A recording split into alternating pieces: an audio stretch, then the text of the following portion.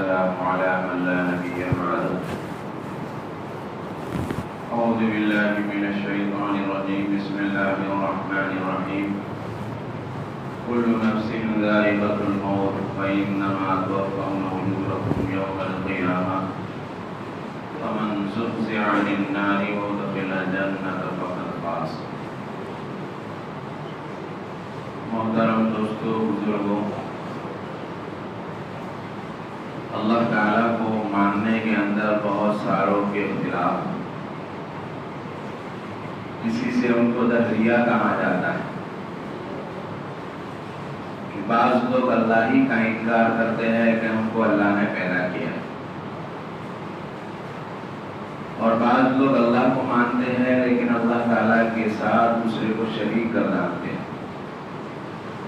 کہ اتنا سارا کائنات کا جو نظم چلتا ہے وہ اکیلے تنہا اللہ نہیں کر سکتے، اس لیے اس کے اعوان، انصار، مددگار ہیں.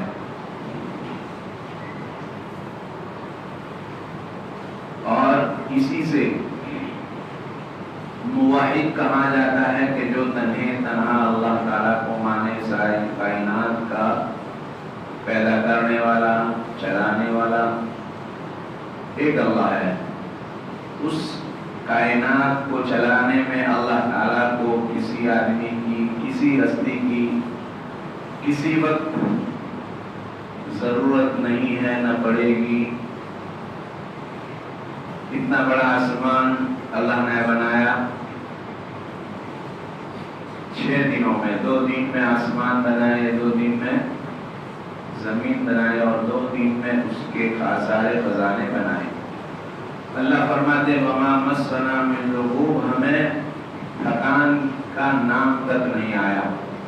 آدمی کچھ کام کرتا ہے، اس کی ایک سختی ہوتی ہے، طاقت ہوتی ہے، اپنی سختی سے، اپنی طاقت سے تھوڑا آگے کام کر لیتا ہے تو تھک جاتا ہے.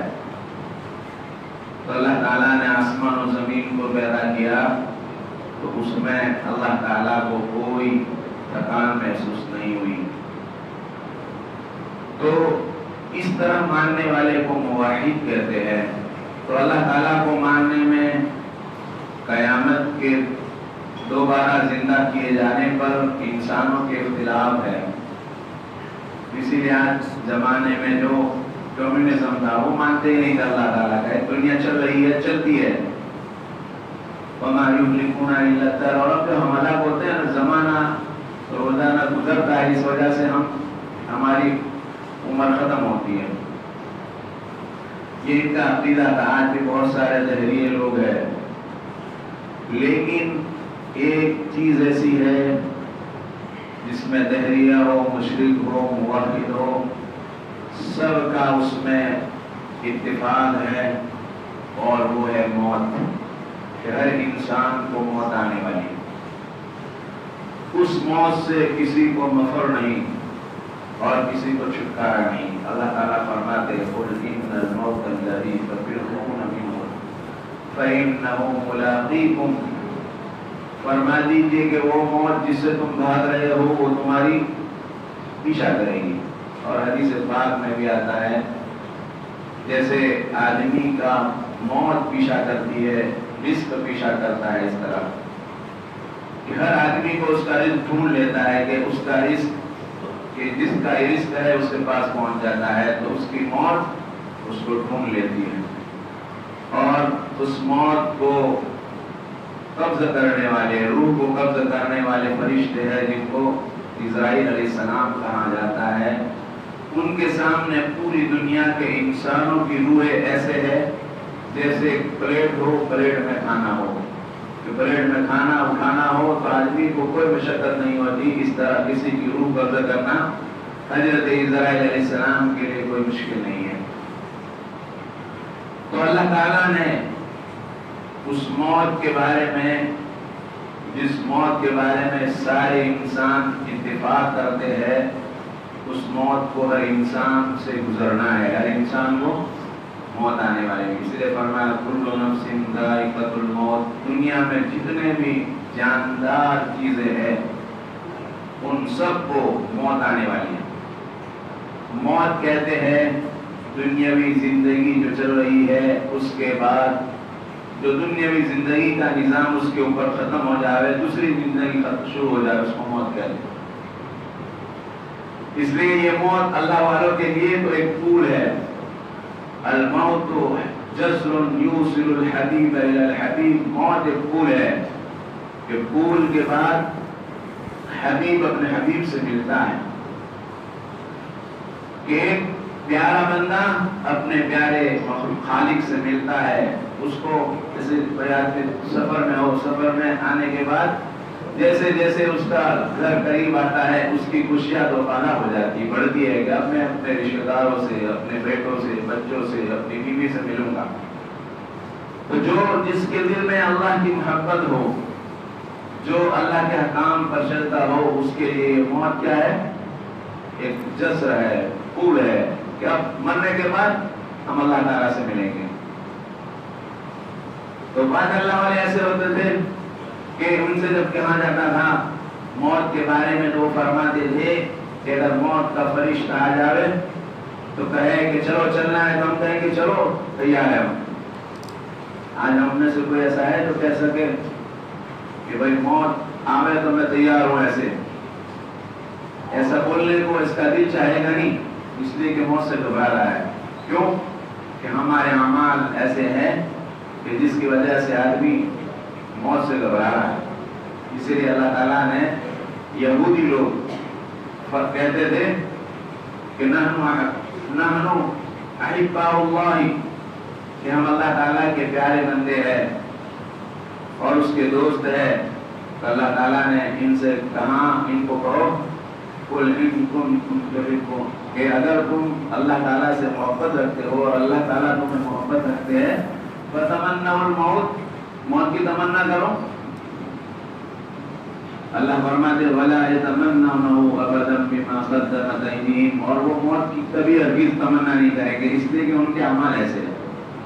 تو جو آدمی کے اعمال ایسے ہو، اس کے دل میں موت آنے کا یہ تو گھبرا جائے گا کیا ہوگا۔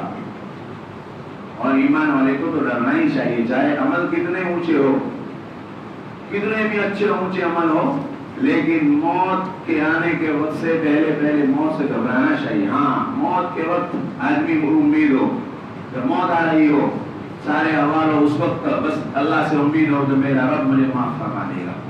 لیکن اس سے پہلے ایمان والے کا دل ایسا ہوتا ہے کہ آخرت کے حوالے سے ڈرتا بھی ہے اور اس کو امید بھی ہوتی ہے کہ میرا رب معاف فرما دے گا، اور ہو سکتا ہے کہ میرا رب مجھے پکڑ بھی فرمائے۔ یہ اس کی دل میں یہ ہونا چاہیے۔ تو ایمان والے کا دل ایسا ہوتا ہے، بالکل تمنا بھی نہیں اور بالکل نا امید بھی نہیں۔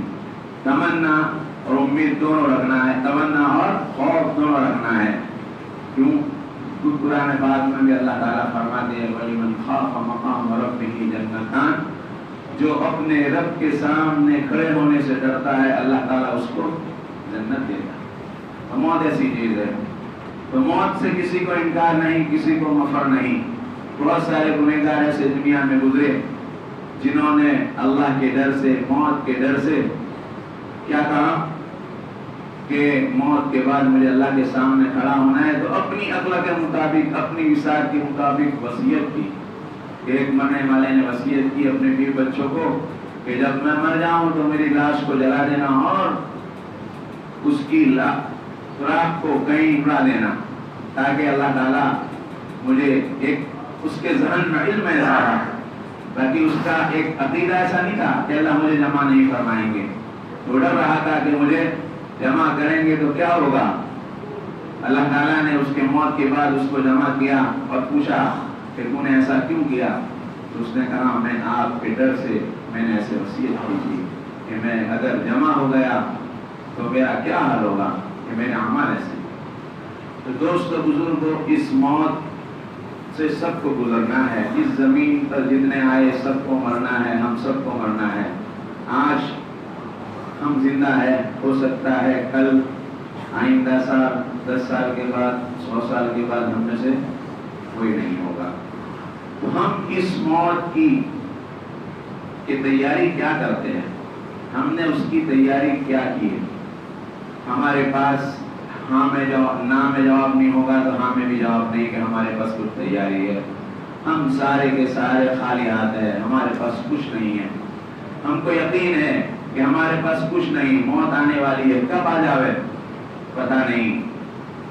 ہم سے پہلے بہت سارے دنیا میں بادشاہ آئے، بڑے بڑے سائنسسٹ آئے، اور بہت بڑے بڑے انجینئر آئے، اور بہت بڑے بڑے فوجی آئے. سب جب موت آ گئی تو موت کے سامنے سب نے ہاتھ ہتھیار رکھ دیے. اللہ تعالیٰ خود فرماتے ہیں کہ فَإِنَّهُ مُلَاقِيكُمْ، وہ تمہاری ملاقات کرے گی. موت سے کسی کو مفر نہیں ہے.